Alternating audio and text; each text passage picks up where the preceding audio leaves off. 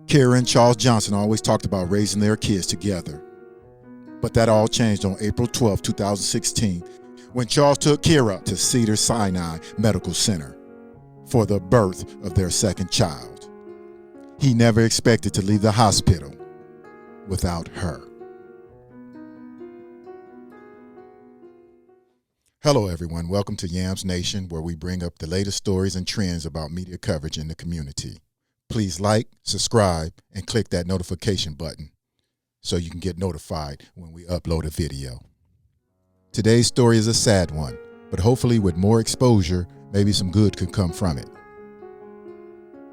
The joy of childbirth and bringing a new life into the world should be a happy time. But for many expecting parents, it can end in a tragedy. Sadly, about 800 women die each year in the United States as a result of pregnancy or delivery complications. In the U.S., the maternal mortality rate is about 17 per 100,000 pregnancies. This ranks last amongst industrialized countries. And in 2020, the maternal death rate for Black women was about 55 per deaths per 100,000. 2.9 times more the rate for a white woman, according to the report of the National Center for Health.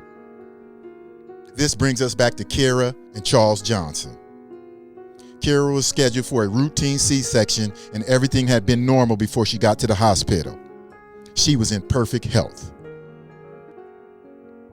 The C-section took about 17 minutes. And as she laid there, around 4 p.m., Charles noticed her catheter had turned pink with blood. And like any good husband, he brought it to the attention of the staff, and they called for several tests, including a CT scan. But an hour went by and she still hadn't been taken for the scan. Her blood levels were abnormal and she was beginning to lose color. Clear signs that she was bleeding internally. Still no CT scan, despite the desperate pleas from her husband. By 9 p.m., Charles pulled a nurse aside and asked why they never took Kira for the CT scan. He was told his wife wasn't a priority. Now, can you imagine that? If his wife wasn't a priority, who was? Kira died about 12 hours after giving birth to her second child. And later, it was determined the CT scan should have been done stat right away. Now, Charles Johnson has since filed a civil rights lawsuit against the hospital, claiming the hospital has a culture of systemic bias against Black patients that contributed to his wife's death. That his wife was denied full and equal accommodations and services because of the color of her skin, because she was a Black woman. It's a really sad story, and it needs more exposure. Many of you who have followed this channel for a while know we sometimes talk about the racism in Southern California that never gets talked about. It's rampant, whether it's direct or in that passive-aggressive mode.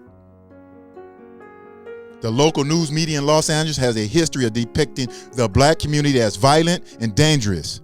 That's why we know who the Crips and Bloods are.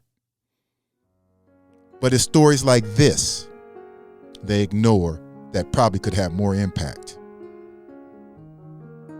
Yeah, they did small back page articles, aired a short segment about the story, but they did it in a way it didn't leave any impact. This should have been a bigger story humanizing a Black woman, showing Black women die from situations that affect other communities, like childbirth deaths. There's several reasons why it should have been a bigger story.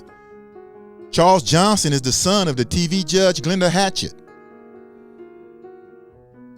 And the fact that he filed a lawsuit claiming racism by a very well-known hospital should have took it to another level. That's why we believe this should have been a bigger story.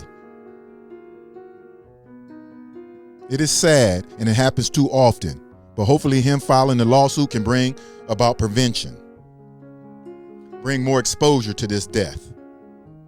Why are these black women dying at a higher rate in hospitals of normal procedures? What do you guys think? Leave a comment below, and until next time.